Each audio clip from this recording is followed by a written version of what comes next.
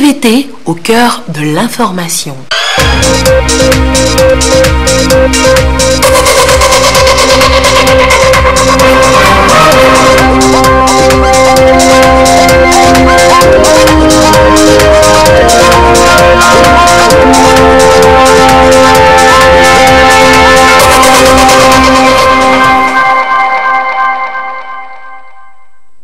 Il est l'heure du journal sur la télévision première. Madame, Monsieur, bonsoir. Et voici les titres de cette édition.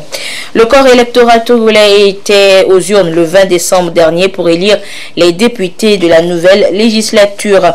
Que faudra-t-il retenir de ces scrutins et quelle sera la suite dans la préservation de la paix dans notre pays, le Togo? Les réponses dans cette édition. Et puis justement, pour rendre grâce à Dieu pour cette paix, les Togolais sont appelés à prier et à rendre grâce au Tout-Puissant. Ce sera ce dimanche 30 décembre lors de la journée nationale de reconnaissance à Dieu. Voilà pour les titres. Le 20 décembre dernier, donc, les Togolais étaient appelés aux urnes pour élire de nouveaux députés à l'Assemblée nationale. Des élections tenues dans le contexte de la mise en œuvre de la feuille de route de la CEDEAO issue du dialogue politique inter-togolais. Le scrutin a été salué par l'ensemble des observateurs, boycottés par la coalition des 14 partis de l'opposition, la C14. Ces scrutins sont l'aboutissement d'un processus qui devra dénouer la situation sociopolitique que traverse notre pays. Quelles sont alors les leçons que doit-on tirer de cette élection, qu'on doit tirer donc de ces élections, et surtout, quelles sont les perspectives pour la préservation de la paix? Décryptage ce soir avec Augustin Tossi.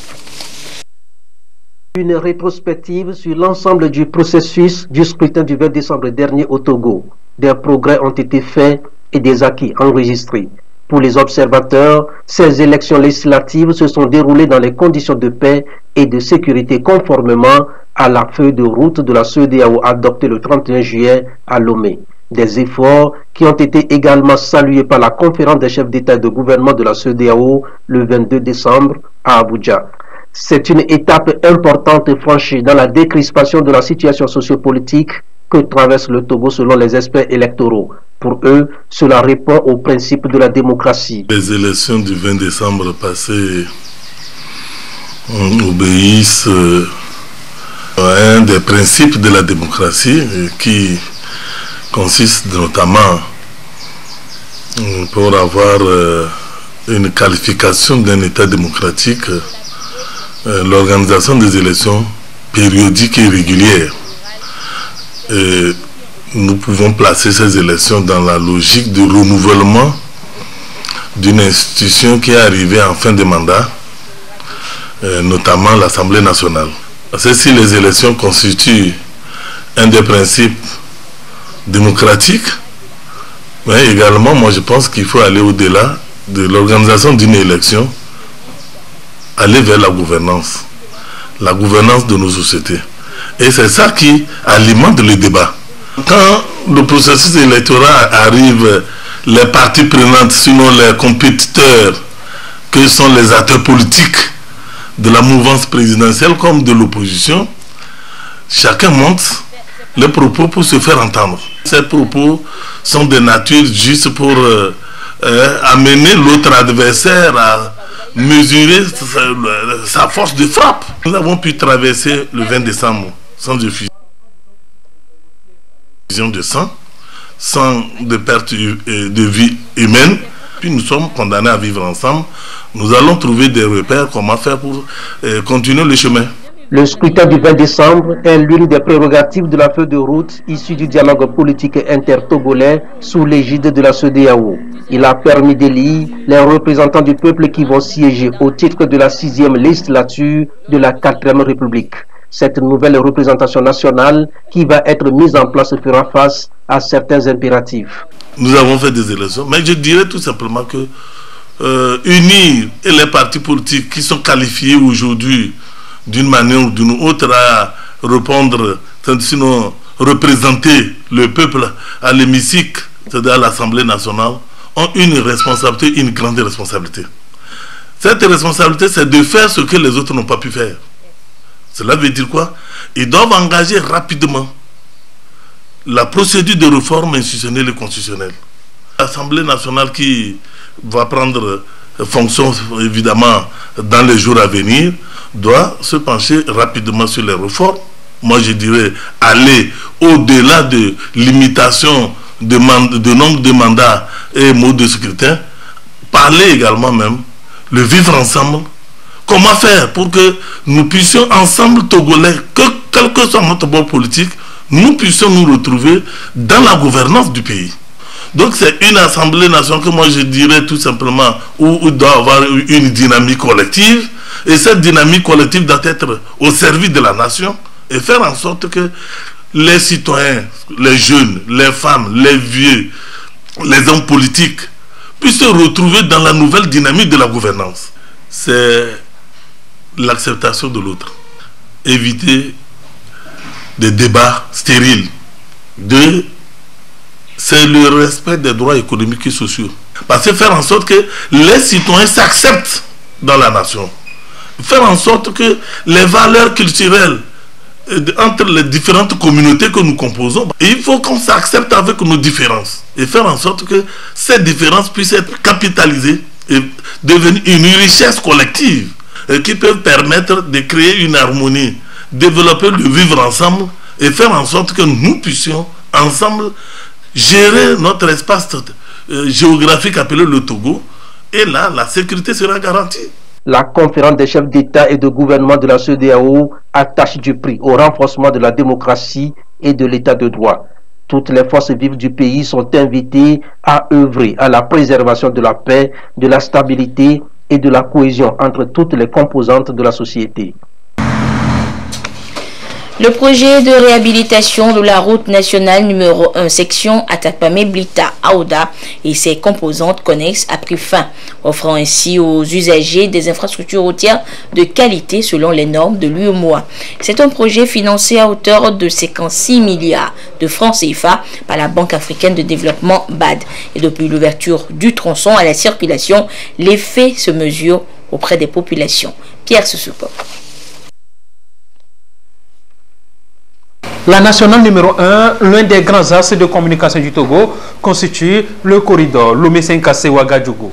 Le projet de réhabilitation de routes et de facilitation du transport sur cette ligne a touché le tronçon Atakpamé-Blita-Aouda. Le lot 1 des travaux porte sur le segment Atakpamé-Nyamassila, long de 54 km.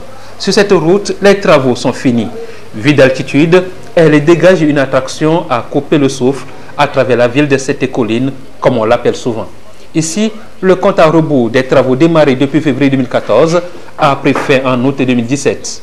Bonne exécution des travaux, nous dira-t-on au ministère des Travaux publics, conformément au cahier de charge qui s'inscrivait dans le programme d'action prioritaire d'infrastructures du gouvernement togolais. C'est un financement multinational, donc pour la part du Togo a été signé en 2012 et la mise en œuvre a démarré en 2013. Donc il s'agissait de la composante principale qui est la réhabilitation de la route nationale numéro 1, section Atakpamé-Blita-Aouda. Et il y avait d'autres composantes connexes, comme l'avait souhaité le chef de l'État, c'est-à-dire que toutes les populations qui se retrouvent dans l'emprise du projet, qu'elles puissent bénéficier des travaux connexes sous forme de réalisation des pistes, de construction de ponts, d'écoles, des forages, etc. Un étiquetage qui renferme sans doute beaucoup d'autres réalisations connexes. Elles sont d'ailleurs visibles d'une localité à une autre.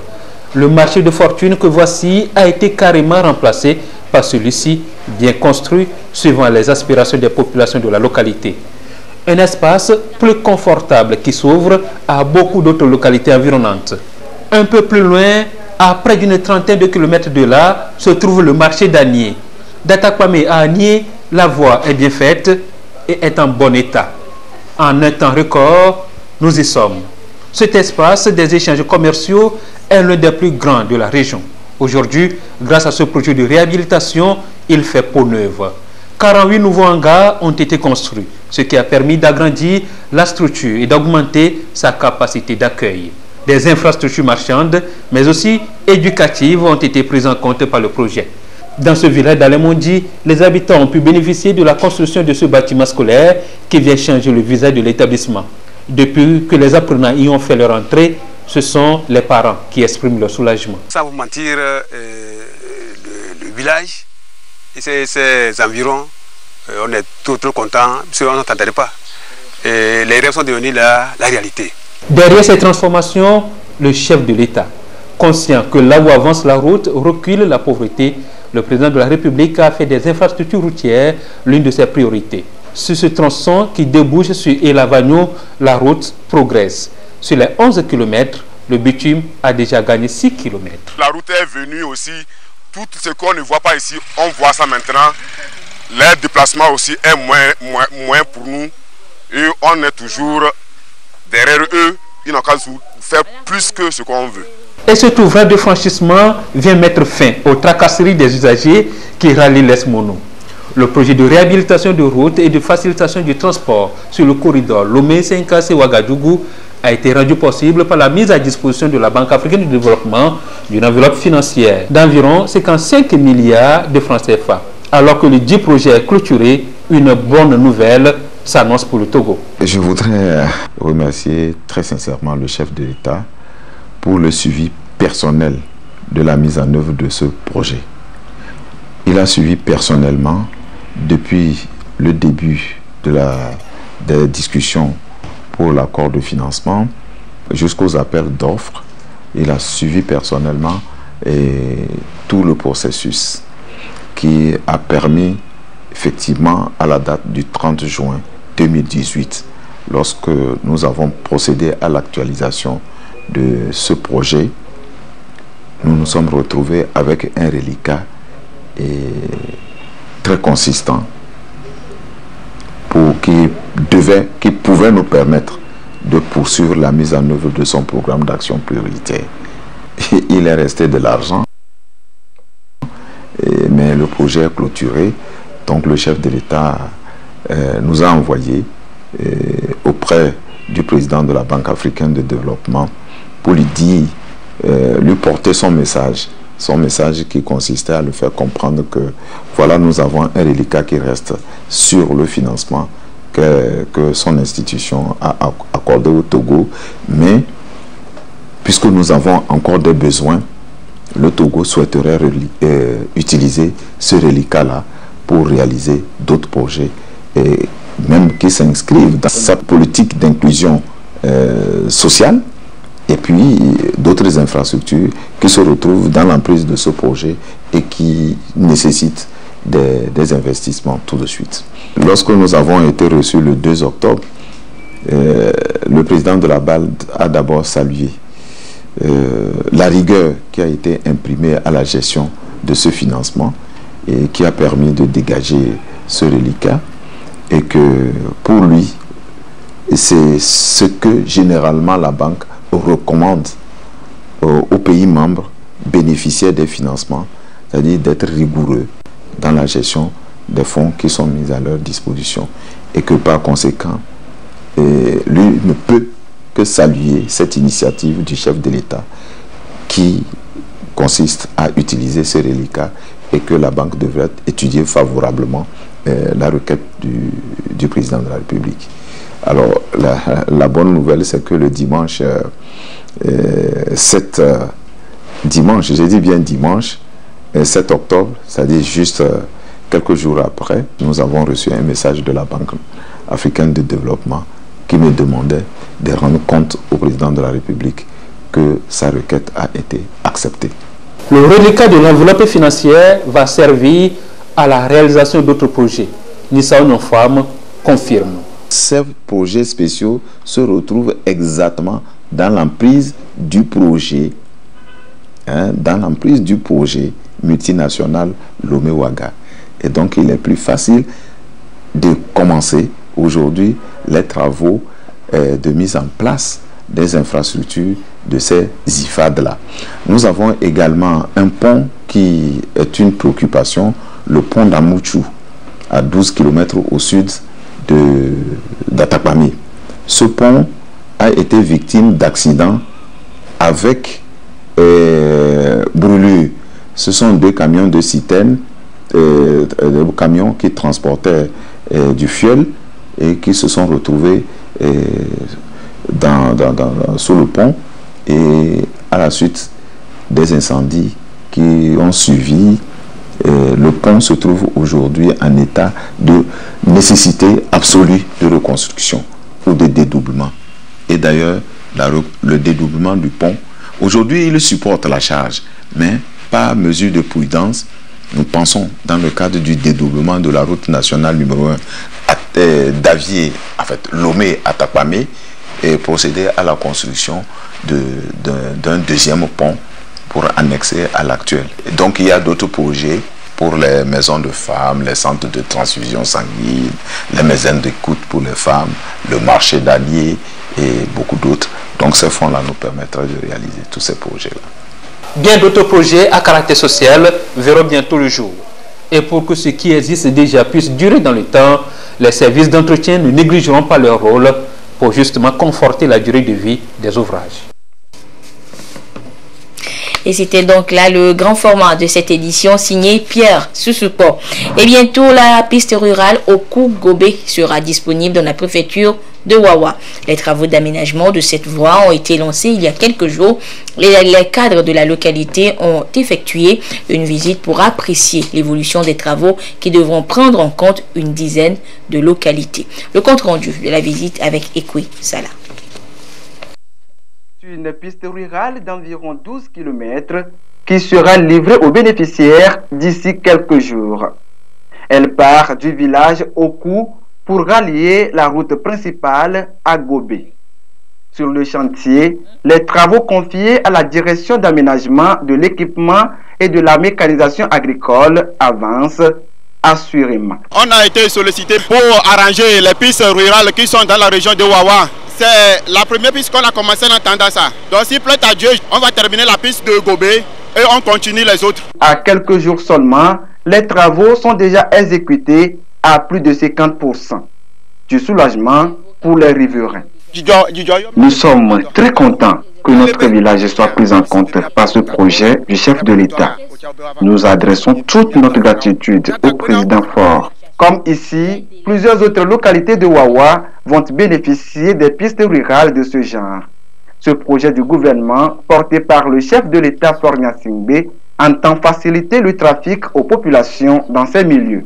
Les cadres du parti uni Wawa sont en visite d'inspection pour juger l'état d'avancement des travaux. Il faut que les produits de l'intérieur puissent être acheminés vers la voie nationale et pouvoir les envoyer sur le port du Togo. La piste va jusqu'à Gobé, Lavagnon.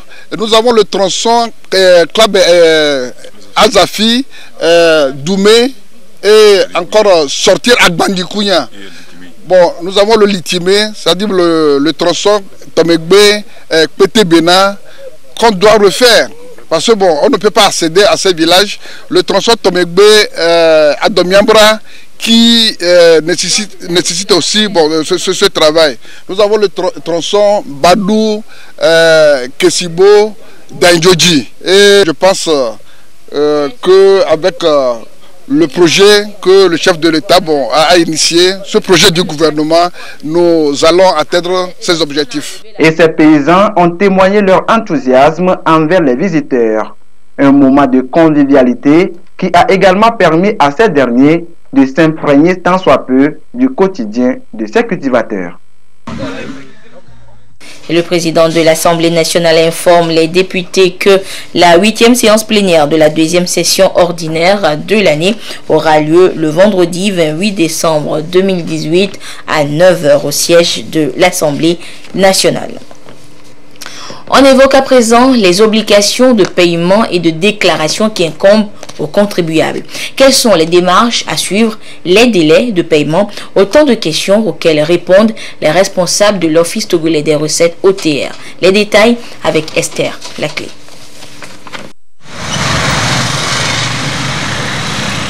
En matière fiscale, les obligations des contribuables consistent à respecter l'accomplissement de certains actes et formalités dans les conditions et échéances fixées par la loi.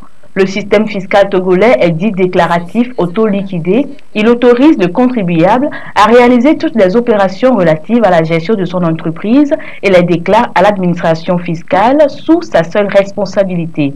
On distingue deux types d'obligations fiscales. À partir de ce moment, les contribuables devaient déjà commencer à faire les obligations au niveau de l'administration fiscale.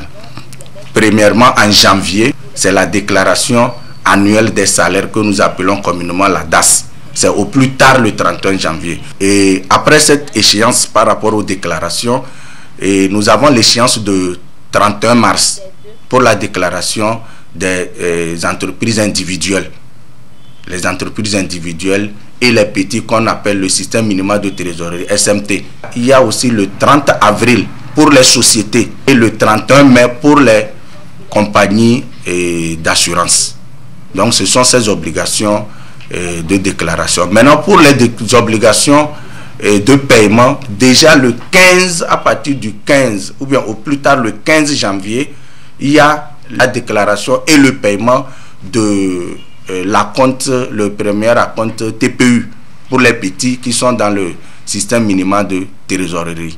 Et il y a aussi les déclarations qu'on fait mensuellement. Il y a la TVA, la déclaration et le paiement de la TVA, la déclaration et le paiement aussi de la taxe sur les activités financières, etc. Il y a aussi les précomptes IS et IRPP aussi à faire. Les contribuables ont l'obligation de prendre toutes les dispositions nécessaires pour souscrire leur déclaration dans les délais afin d'éviter les sanctions fiscales. L'exemple de la TVA, une déclaration qui n'est pas faite dans le délai peut être sanctionnée à 50 000 francs par déclaration. Ça, c'est en termes de déclaration. Maintenant, en termes de paiement, il y a 10% sur le montant à payer. Il y a 10% plus maintenant 1% si le contribuable fait la déclaration au-delà d'un mois. Avec le système allégé, la sanction c'est 100 000 francs et système normal, la sanction c'est 150 000 francs. C'est par rapport au retard de déclaration. Chaque contribuable est obligé à déclarer le revenu. Nous sommes dans un système déclaratif auto-liquidé. Le contribuable travaille toute l'année et l'administration lui donne cette latitude de déclarer tout ce qu'il a fait aux impôts. Le contribuable déjà connaît l'impôt qu'il doit payer par rapport à sa déclaration. Le régime des sanctions au cas de non-respect des obligations déclaratives est prévu par les articles 1230 et suivants du Code général des impôts. Ces sanctions vont de l'application des amendes à la taxation d'office. L'éducation commence dès le bas âge et ceci est très important lorsqu'il s'agit de l'éducation au bien-être sanitaire des enfants. Rotary Club Lomé Horizon y attache du prix et dit non au diabète et à l'obésité en milieu scolaire. En partenariat avec le Programme national de lutte contre les maladies non transmissibles, ce club a organisé 2 jours de sensibilisation et de dépistage des 2 pathologies. L'établissement scolaire choisi était le lycée Tocoin Solidarité. Komi Ablé nous fait le point dans ce reportage avec Ekwi Salah. Renseignements sur les antécédents médicaux de l'élève et de ses parents et sur leur régime alimentaire. Prise du poids et de la taille pour le calcul de la glycémie suivi de la prise de sang. Ces différentes étapes de dépistage du diabète et de l'obésité sont effectuées par Rotary Club Lomé Horizon en partenariat avec le Programme national de lutte contre les maladies non transmissibles. Ici, au lycée Tocoin Solidarité, l'on veut accroître le niveau de connaissance sur les facteurs de risque des maladies non transmissibles. Les meilleures choses s'apprennent en milieu scolaire pour la vie. Nous nous sommes dit qu'il fallait aller vers les scolaires et leur parler des principaux facteurs de risque des maladies non transmissibles pour espérer diminuer l'incidence de ces affections-là, peut-être 10, 20 ans plus tard. Pour vivre en bonne santé, il faut qu'on mange moins sucré, moins salé, moins gras qu'on consomme des fruits et des légumes et qu'on pratique au moins 30 minutes de sport tous les jours. C'est ma première fois de faire le dépistage. Ils m'ont demandé si l'un de mes parents avait une maladie ou si j'avais moi-même une maladie, ce que je mangeais à la maison, s'il y avait beaucoup d'huile ou de sucre ou de sel, et de diminuer aussi mon alimentation parce que mon poids dépasse mon homme de taille. Le conseil, c'était de diminuer mon alimentation et puis de beaucoup courir pour pouvoir dégraisser. Dans cet établissement de 2736 élèves, le message est clair et précis surtout sur les habitudes alimentaires à adopter pour prévenir et lutter contre le diabète et l'obésité. Au Togo, les facteurs de risque des principales maladies non transmissibles se trouvent presque dans tous les groupes vulnérables, notamment chez les enfants, les adultes et les adolescents. Le Rotary Club a plusieurs domaines d'activité. Un des domaines, c'est la prévention et traitement des maladies. C'est dans ce cadre que le Rotary Club Le Mai Horizon a voulu faire une action dans ce domaine-là. Et on s'est dit pourquoi ne pas faire la sensibilisation et le dépistage chez les plus jeunes. C'est une première, on a ciblé cette école. L'année prochaine, c'est sûr qu'on en fera 2 ou 3. Rotary Club est créé au Togo en 2014 et fait partie du district 9102. Il compte aujourd'hui 14 clubs qui luttent quotidiennement pour apporter une solution aux problèmes de santé publique au Togo. Dans le reste de l'actualité, en République démocratique du Congo, les élections qui devaient se tenir dimanche 30 décembre sont reportées au mois de mars dans deux circonscriptions électorales. Il s'agit de Beni, au nord Kivu, et de Yumbi, dans la province de Mai-Ndombe. C'est l'annonce faite ce mercredi par la commission électorale congolaise. Ulrich Amega, Dodo Wari. Dans les villes de Beni et de Butembo, au nord-est du Congo, les élections n'auront pas lieu ce dimanche. La menace de l'épidémie Ebola est l'une des raisons évoquées par la commission électorale congolaise. Un risque auquel seraient exposés les agents électoraux et les observateurs, selon le président de l'institution. L'autre zone concernée par ce report est le territoire de Yumbi, dans la province de Mai-Ndombe, dans le sud-est du pays. Les conflits interethniques de mi-décembre en sont les raisons cette fois-ci. Vraisemblablement, ce report du scrutin dans ces zones ne sera pas sans conséquence. C'est plus d'1 200 000 électeurs en moins sur 40 millions environ pour élire le nouveau président qui seront exclus. Ce report pourrait également avoir un impact sur l'ensemble des résultats pour les législatives et automatiquement sur l'Assemblée nationale qui comptera 15 députés de moins sur les 500 attendus avant les élections de rattrapage de mars, ce qui bouleversera le fonctionnement de la nouvelle Assemblée. À l'annonce du report, la Conférence épiscopale nationale du Congo a tout de même appelé à des élections transparentes, crédibles et apaisées. Et face à cette situation, plusieurs chefs d'État de la SADC, la conférence de coordination pour le développement de l'Afrique australe et la conférence internationale sur la région des Grands Lacs étaient en sommet extraordinaire ce mercredi du côté de Brazzaville. À quelques jours des scrutins et après une campagne émaillée de violence en RDC, les présidents des États voisins ne cachent pas leur inquiétude face au risque d'une crise post-électorale et de ses répercussions qu'elle aurait dans la sous-région. Le collège des chefs d'État veut adresser un message d'apaisement à tous les acteurs du processus électoral en République démocratique du Congo. La journée nationale de reconnaissance à Dieu au Togo, JNRD, se tiendra ce dimanche 30 décembre au stade Omnisport de Lomé et dans tous les chefs-lieux et quelques préfectures de l'intérieur du pays. En prélude à cet événement spirituel, le corps de Christ du Togo, organisateur de cette 6e édition, a tenu une conférence de presse cet après-midi. Et cette journée rassemblera les chrétiens et les non-chrétiens pour une seule cause, rendre grâce à Dieu. Lucas.